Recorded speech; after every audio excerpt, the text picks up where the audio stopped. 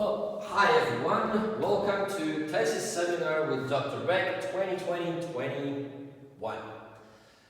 Okay, look, in this video I just want to give you some basic information about how to write your thesis.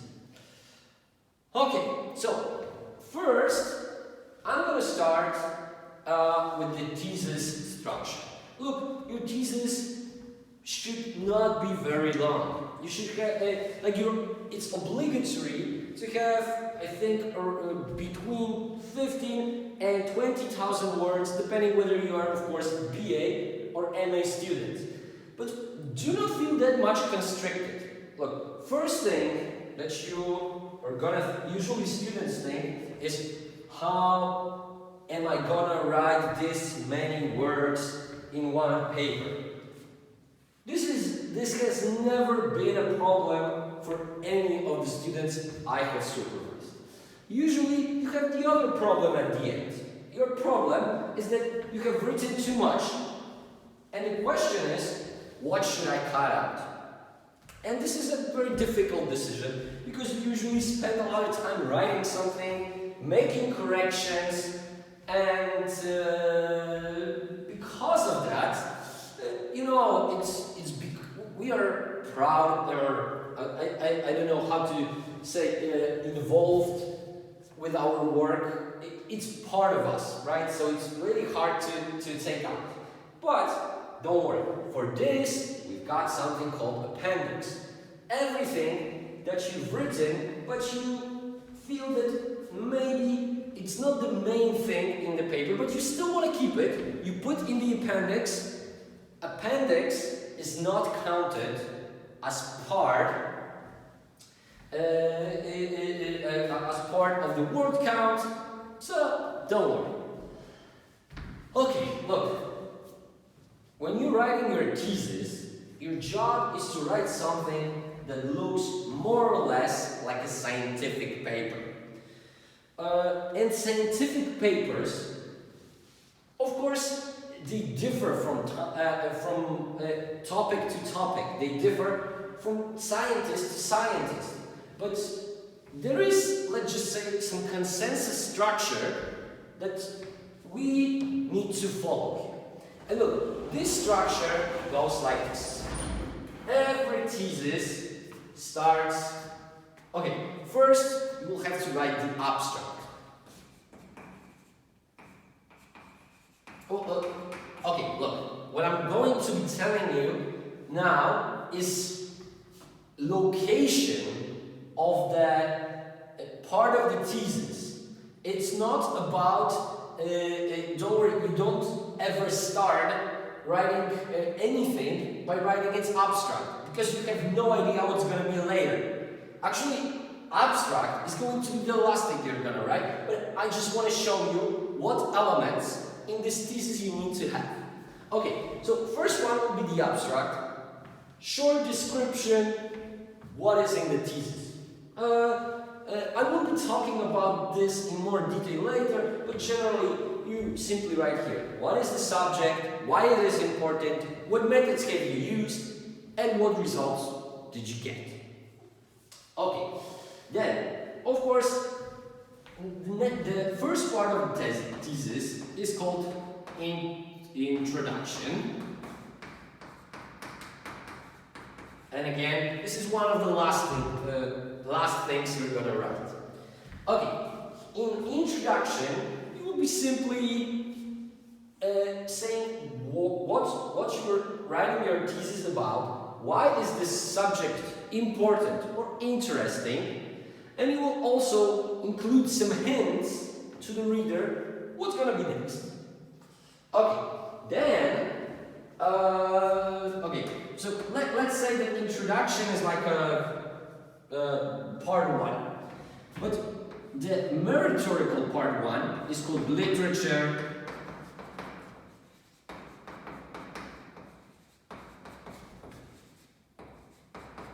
review. In literature review, you simply put down everything that has been, well, not everything, but the main things that has been written already about the subject that you are trying to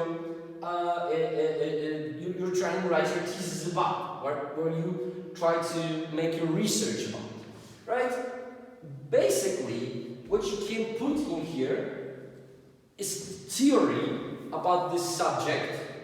This is the first thing, and the second thing is empirical literature, this part. So, because look, very often we have ideas that seem very new to us, but 99% of the time, if you thought about something, 1 million people, or maybe not 1 million, some people already came up with this, written a book or a couple papers about it. So, believe me, if you start with something, you always go to the literature. And look, this, I want to give you a very important hint about how to read literature on the subject. Look, the hint is, because like, look, commonly you might think, okay, so I'm writing about something, like, I don't know, international trade, so maybe I'm gonna first read the most influential papers about international trade. But which ones are those? You know, there are thousands and thousands of papers about international trade, with which you should start. Of course, international trade is like a very broad concept, but let me get to the point. Look, what you need to do in here is to find a couple of very new papers. Those new papers will also have literature review. And look, by reading these literature reviews, you will be able to locate some papers that are called seminal usually. Those are the most important papers that you want to definitely put in your literature review. Plus, good literature review always makes references to new papers, right? Because like if you write a literature review and the newest paper used is from 1995, then most likely you have no idea what has been happening for the last 25 years. So try also to include, well, not try, start with new papers and actually go back. I believe that this is the best strategy if you approach a problem you wanna try. And look, I understand that when you have a new paper, there is a lot of things you might not understand because you haven't actually learned some things they are already assumed that the readers know. But still, this is the better way to do it. Like you can simply start by reading literature reviews in new papers, and by that you'll be able to trace back more papers. And look, at the beginning, reading and reading and reading is the best thing you can do. Okay, then we've got methodology. Okay, let's call this methodology. This is not the best name. Probably data and methods would be better, but let's stick to methodology.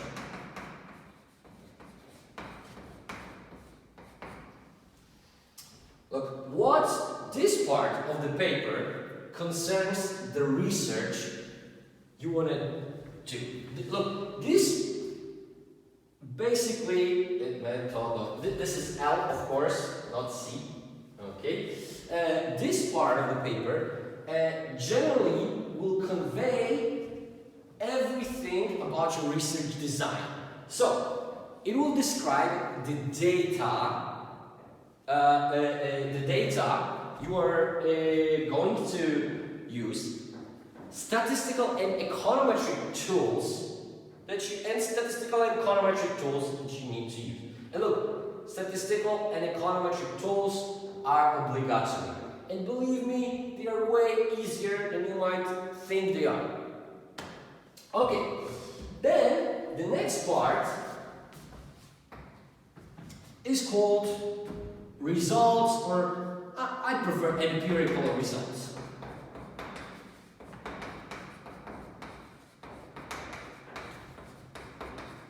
Here, in this part of the paper, you will be describing what you've learned from the model that you applied. Here, you write down all the conclusions, main conclusions. You can describe them here in pretty much detail.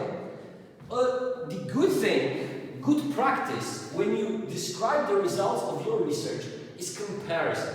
Comparison with the research of other people.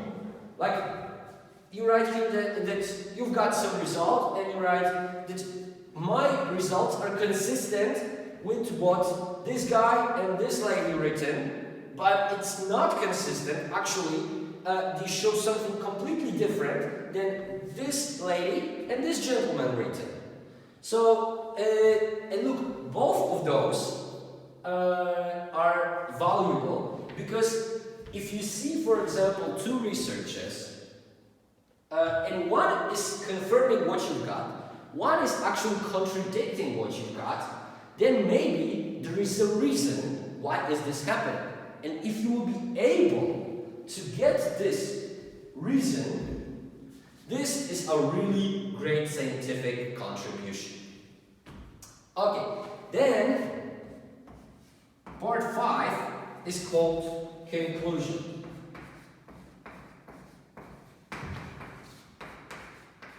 Here, you basically summarize your entire, mostly, like, you do not write in conclusion much about literature review and methodology, maybe some different hints, but you summarize what you've got in empirical result, and you try to put this in a little bit broader context.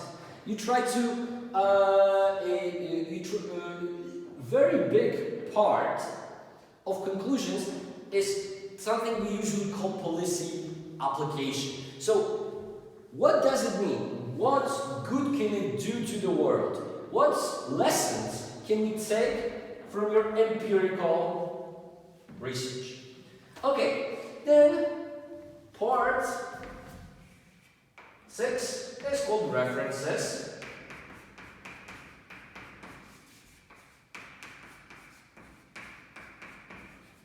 References. In this part, you simply, this is your bibliography, right? So you put here in alphabetical order according to the standards outlined to you by Mr. Kosovich. This is very important. You need to put, I'm not going to be checking this with you, but remember, okay, actually, maybe this is the time to say it. Look, remember, your thesis will be checked in terms of language by Mr. Kosovich. And from my experience, I know that he has a very, very tough job. Why does he have a very, very tough job? Because students tend not to care about the language. And look, actually, this is very important. Look, couple of times, and I'm gonna say this to you honestly.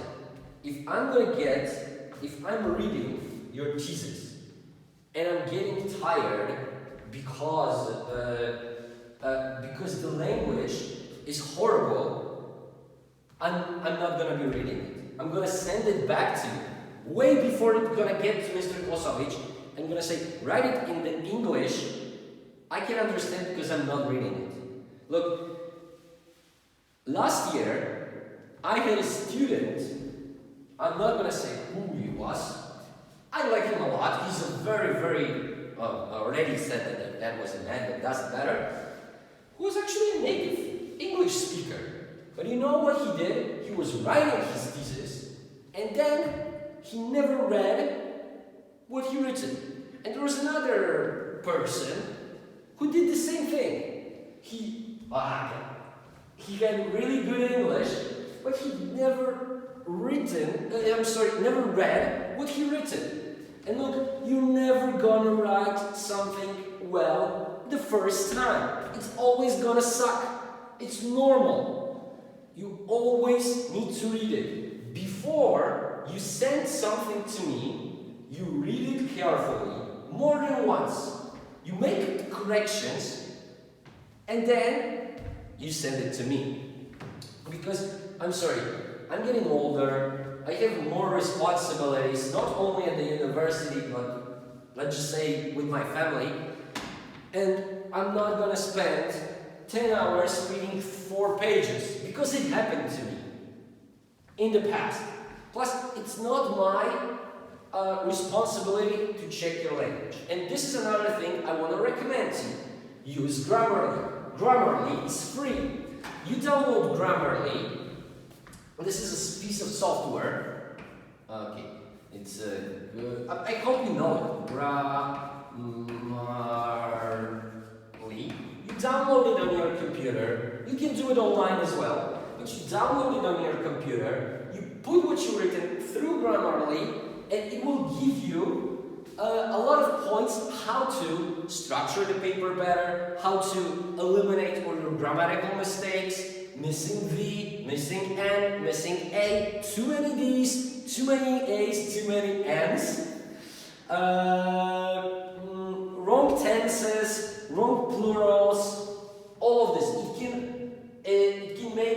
It will make your writing way easier. And look, there is another important advantage. Because look, if you want to defend in July, and I'm very proud to say that all of my students who passed all their exams were always defending in July, because I will make you work a little bit harder, probably than other teachers. I probably shouldn't say it in a place where everybody can see it, but doesn't matter. Look, I'm going to make sure that you're going to be on time, but there is one very important limitation that I always talk about with students, probably to the point they don't want to hear it anymore, but this is my job. Look, Mr. Kolosovich is going to get many different theses, and he's a human being. He cannot, read and just read it and fix it in 15 minutes. It takes him hours. And look, many times, if your writing sucks, it's gonna work like this: that he reads your paper, he shows you mistakes, you are supposed to correct it, not him. So you are correcting him, correcting the mistakes. It goes back to him. If he thinks it's better, it's good enough, it goes. If it's not, it goes back to you. But you go back to the end of the line. Remember, this is the important thing.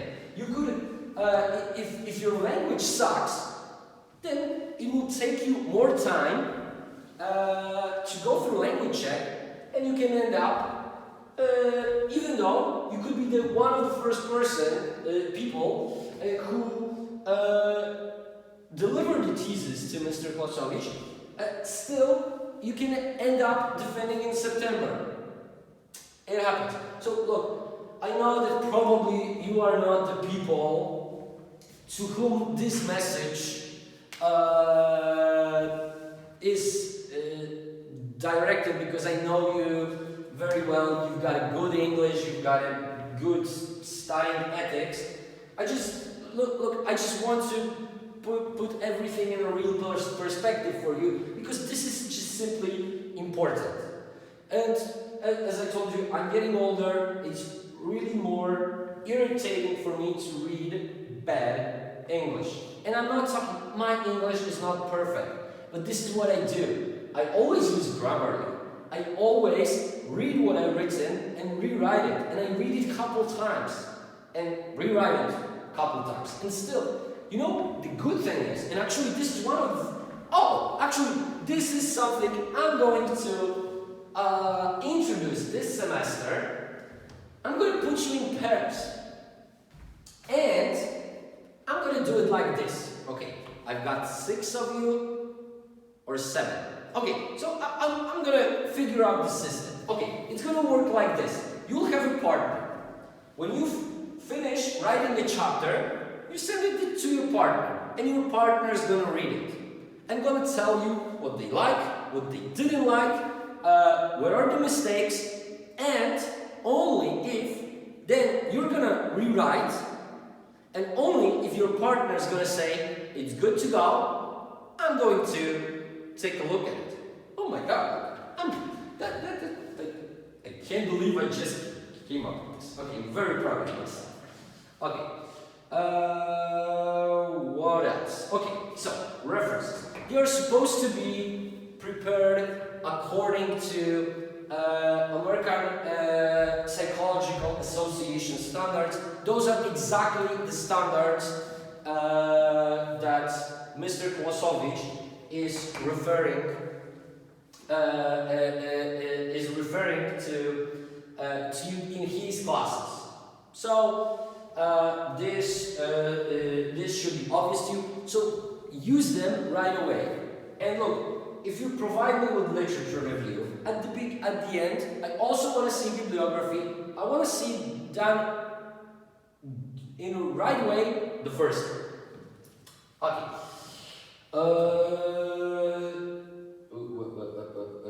Where was I? Okay, now the final thing over here is appendix. Okay, let's name it says. You don't need to have an appendix. This is why it's called an appendix. You know, like this part of your body that you really don't need. But if you want, you can put here as much as you want. You can put here robustness checks, so empirical results that did not fit here. So like you have a list of countries that you used in your research. Don't put it in methodology. It's better to put the full list in the appendix. Actually, I give a lot of free hand to you what to put in the appendix. Look, I'm not gonna be very, how to say, strict what's going into appendix. Let's just say this is something for you. Everything that you cannot fit over here, you can put it over here. You can have more than one appendix. You can have data appendix, results appendix, literature appendix, whatever you want. This part will most likely not be read by your reviewer. So remember that this, what you see over here, should represent your thesis. This should be done perfectly. Here is the additional stuff. Also, Mr. Kłosowicz is not going to be checking your appendix. But still, try to maintain good language for me. Now, the important thing is, like, I showed you how the paper, how your thesis should be structured, right? But this is not the proper order of writing it. Okay, what you're gonna write last? Abstract. Abstract, you're gonna write definitely to last. Last. Second to last thing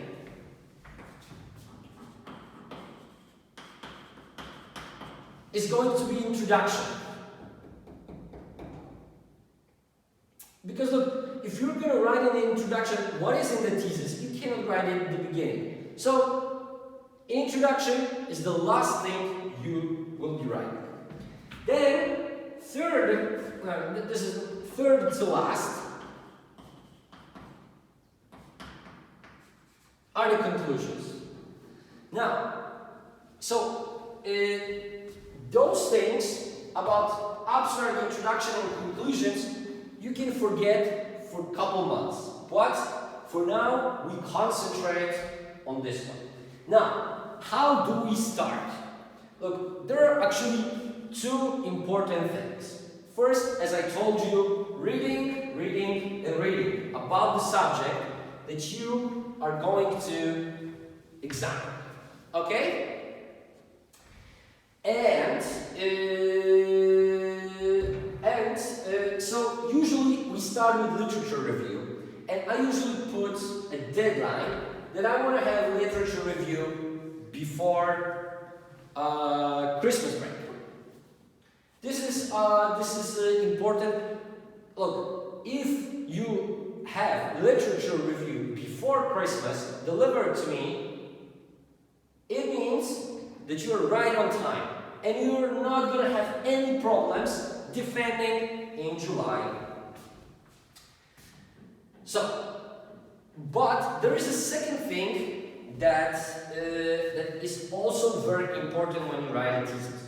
The second thing is associated with methodology. You need to make sure that the data you want to collect is actually available. Because look, you can make brilliant literature review and then you want to start your research design and there's no data. So you need to make sure that the data exists. So try to do those two things more or less simultaneously with actually reading more at the beginning, because as you read, you will also be referred to some data sources. And this is good. I will try also help you with this. Look, actually I'm going to help you with all of this, so don't worry. I don't want to, look, kid, all of you are really good students. Now I'm talking to mine 7. So all of you are good students, and I don't want to scare you, because you're all going to do a great job, and I believe that you're going to do a great job because I know you. But I need to be a little bit strict at the beginning, so forgive me. Okay, so try to do those things simultaneously. You don't need to write the methodology. Just make sure that you will be able to get the data for the research that you're planning to do. Okay, and once, so technically, I usually would like to start, so let's just say, by 24th of December, 12 p.m., I want to have literature review. And this literature review is going to be already read by your friend and approved by your friend before I'm reading.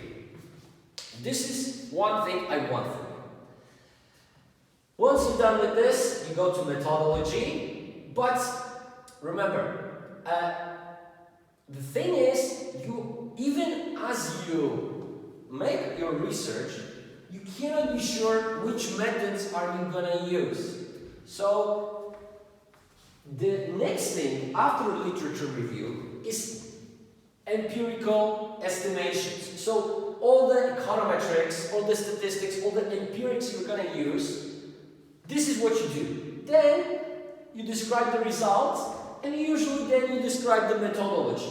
I'm not going to be, forcing you. You can do all this. Look, each of you will have different subject with its own idiosyncrasies. I don't want to, put too much, unnecessary pressure on you and introduce some unnecessary restrictions now that it's clearly not needed. But this is the way to go. Okay. So, look, I'm going to also ask at the university if I can have personal meetings with you. Because even though Zoom is Zoom, still there's nothing like a personal meeting. But I'm not sure how it's going to work. I saw that some teachers are meeting with some students in special cases. So, good thing I'm over the coronavirus. So there's less chance I'm going to infect you or you're going to infect me. But still, we need to be responsible. So, on the other hand, I know that some of you are not in Poland at the moment. So, in this situation, of course, we also need to make dues, and we're going to discuss things on Zoom. That's it.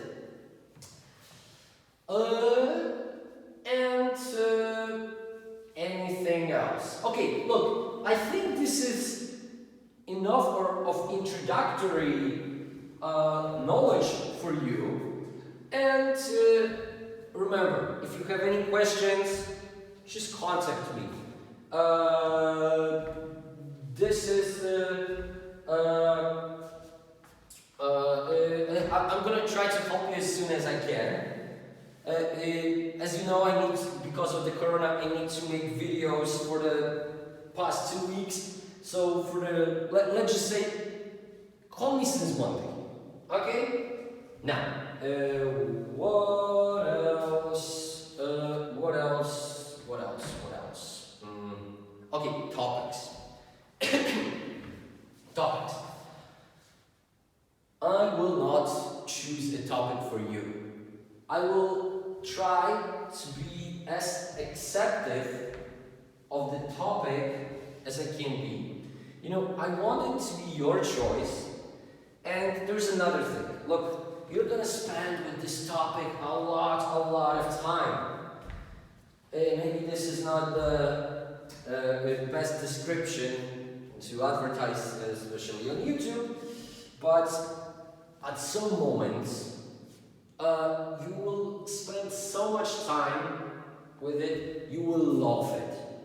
You basically want to barf anytime you see something associated with your topic. This is why I'm not going to take responsibility for that. If you would choose something extremely stupid, I would tell you, of course.